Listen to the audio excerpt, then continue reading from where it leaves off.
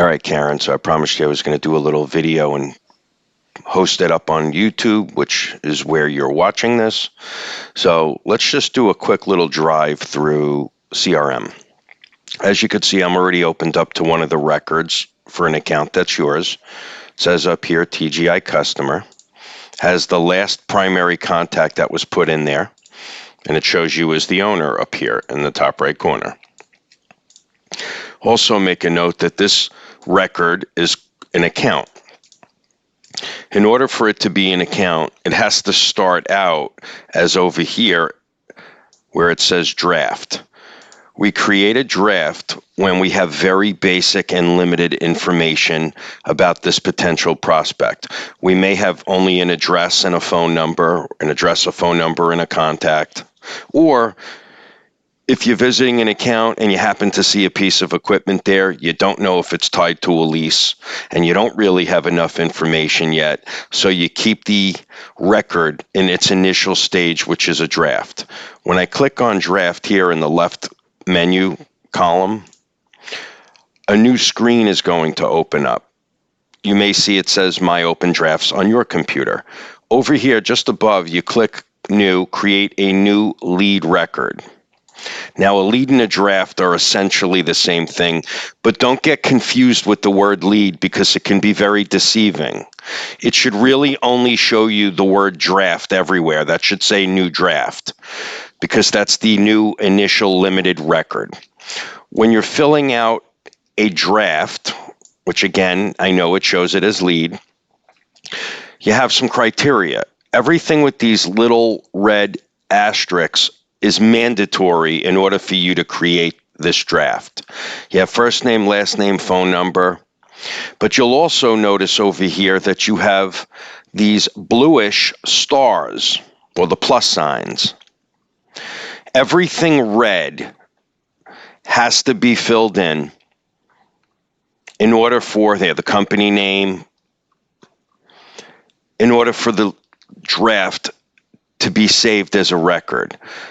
In order to go to the next step, let's say after you have some limited information and now you found out who the decision maker is. You found out they had a Canon through, I don't know, Dex Imaging, and there's a year left to go on a lease. And maybe you even know the model number. Now what you do is you go back into your draft record and you start filling in all the other information. Remember, the red you have to do immediately to create the draft. But it's all these little plus signs that have to be filled in because now they're no longer optional. They're optional to create the draft, but if you want to convert a draft to an account record, you need to have all these pluses filled in. And that also includes competitive information. If any of these are not filled in, when you go to hit at the top of the field, there's a button that's going to be up here that's going to say qualify. You don't see it because I don't have my draft created yet here for this instance. When you go to qualify the draft, which is what now makes it into an account, it's through the account information now that you could create what's known as the opportunity. And the opportunity is basically you choosing an HP, a Toshiba, or a Ricoh machine and selecting a potential date in the future when you think that opportunity can close. So I'm not going to create a draft here, but let me go back to All Souls Episcopal, because this is your record and we already know it's an account. So over here we have what's called open activities. If you go to the drop down, you always want to see where it says, and this is for you, my open activities. Now there's none for me because this is your record, but if you go to my open activities here, you should see either a date for the future or a date that something should have occurred in the past. So I'll look at, as the manager, I need to go to related open activities, which basically says, show me what's open for anyone associated with this account.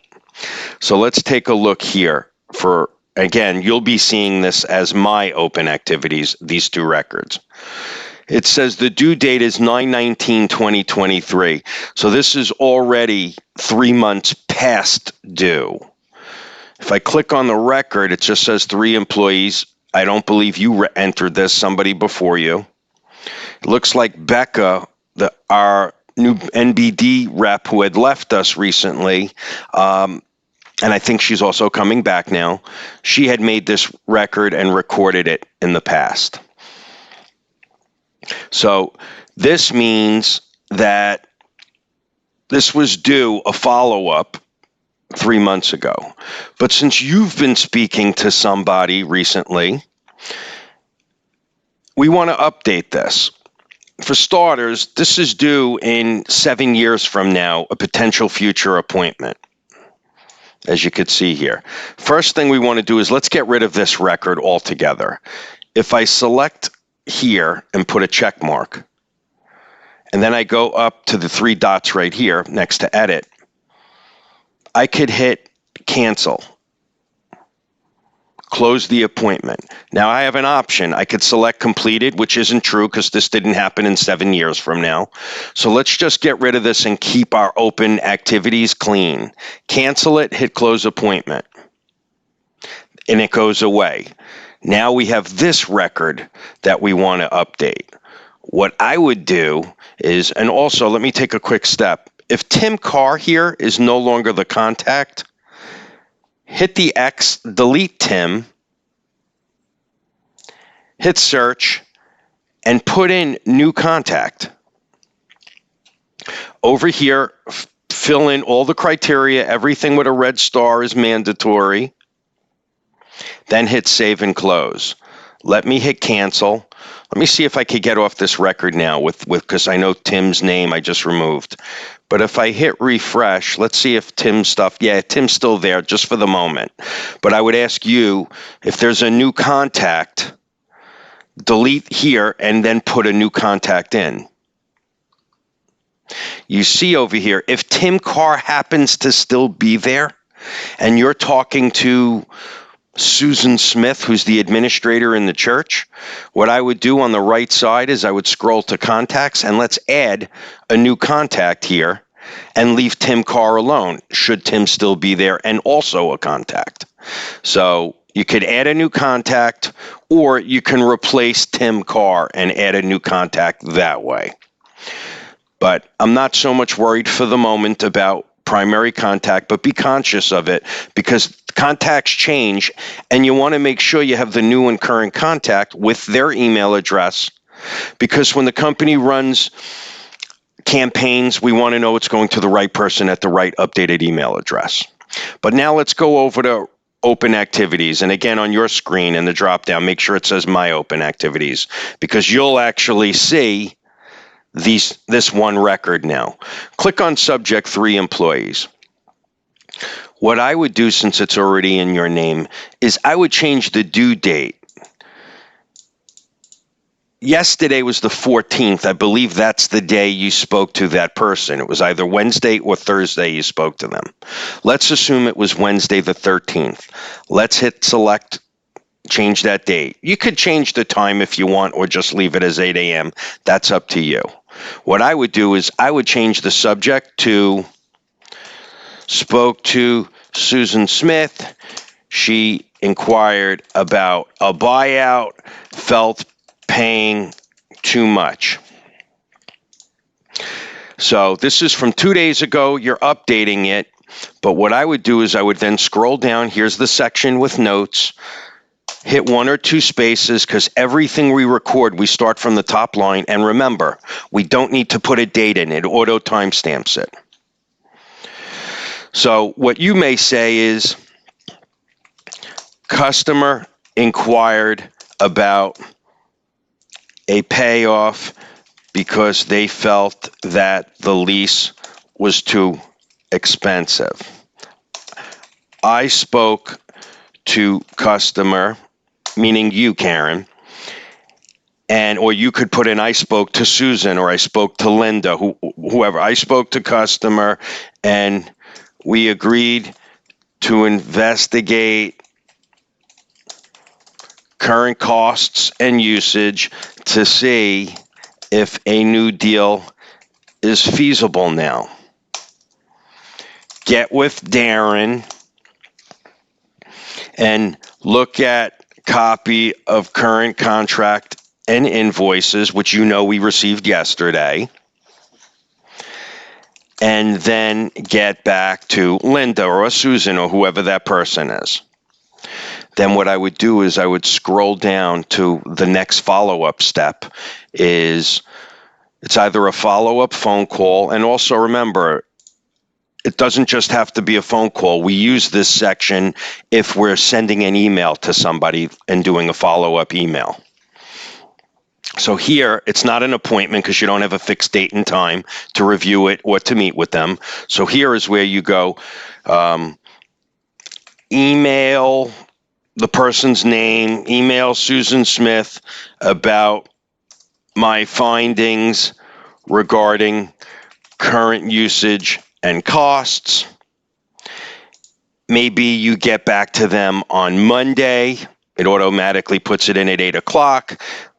If you want to put 9:30, 10, because we have a meeting till 9:30, that's up to you. If you left it at 8 o'clock, I really wouldn't care. You always want to be accurate on times, of course, when you have appointments, and set times that people are expecting you. But these are just notes for you to call. So here's what I did. I took a past due activity that was from 3 months ago, and I put the current date or the date this week that conversation or interaction occurred. I also put up here, I changed the subject line as to, you spoke to the customer, they inquired on a buyout and why they felt they were paying too much. I put the note in here on the top line. I then went down and I'm doing this becomes the open activity that remains for some point in the future. I put the date, I can or I cannot adjust the time, that's up to you. And now that I have this is, I recorded the current thing and we're setting the stage for a future open activity. Every lead draft record or an account, as we talked about, should always have something open, an open step. So what I would then do here is I would click save at the top and then I would hit mark complete. So that completes the initial action or event that took place. And then it says, hey, set the stage and keep this open. And then what will happen is I'll go back here and you see I have spoke to Susan Smith. I didn't hit mark complete. If I did hit mark complete, you would have then seen a due date of 12/18 next Monday with the subject of get back to Susan, I found costs. That would be your open activity. I didn't do that because I'm only showing you as an example here. But now I'll actually go ahead and do that. I'm going to hit save and I'm going to hit mark complete. Very important here right now. You notice you don't see the open activity for Monday to get back to them or to send an email. It takes a few seconds. This is important. It takes a few seconds for your records to update. So all you do in the top left corner of your browser, and we like to use Chrome when you're in CRM. Don't use Edge. Don't use Safari. Use Chrome. Top left corner, hit refresh the page or reload. Now what's going to happen? And you didn't have to wait these 28, 30 seconds. You could have done it in 2-3 seconds. Now we have 12/18/2023 email Susan about my findings. When you come to work on Monday and open up CRM, under your things to do today, this would be one of your activities. But let's take a look at this now. Let's take a peek. I click on it. It opens it up. Let's say I'm reviewing, like, oh, what was the last thing? What occurred last week? Oh, here it is. Now it says 12/15, even though I changed the date to 12/13 because it's recording it on the actual date that you can't do anything about. So I probably should have put the initial date instead of the 2 days before today. I could have just left it at 12/15. It's close enough for you to know, and it would keep the timestamp and date the same. But after I review this, and I want to get out of the record because today's still Friday the 15th. This next action is not occurring until Monday the 18th. all you got to do is hit save and close. Don't hit mark complete now, because if I hit mark complete, what I'm really saying is I just emailed Susan next Monday, which didn't even occur yet, and I'll have no open activity left. I'm essentially closing and ending out this trail, which I don't want to do. So if I'm peeking and getting into records for future events and I want to get out of it untouched, just hit save and close. Don't hit mark complete. So let's hit save and close. And now I still see the 1218 future open activity. So we already so far talked about potentially changing your primary contact here, or going further down to the contacts tab and hitting new contact if there is somebody else besides Tim Carr, with Tim still being there. Let's take a look at the opportunities tab. Now, I had mentioned to you that every record starts out in its essential infancy state as a draft or a draft lead. Once we have more information, we then qualify the draft or the lead. There's a qualify button at the top somewhere over here on this bar, and it's going to check that all the red stars are completed along with the blue little crosses over here. All the information must be filled in order to take the step from draft to an account. We make an account so we could then record a future opportunity. I am going to show you here. We already have opportunities.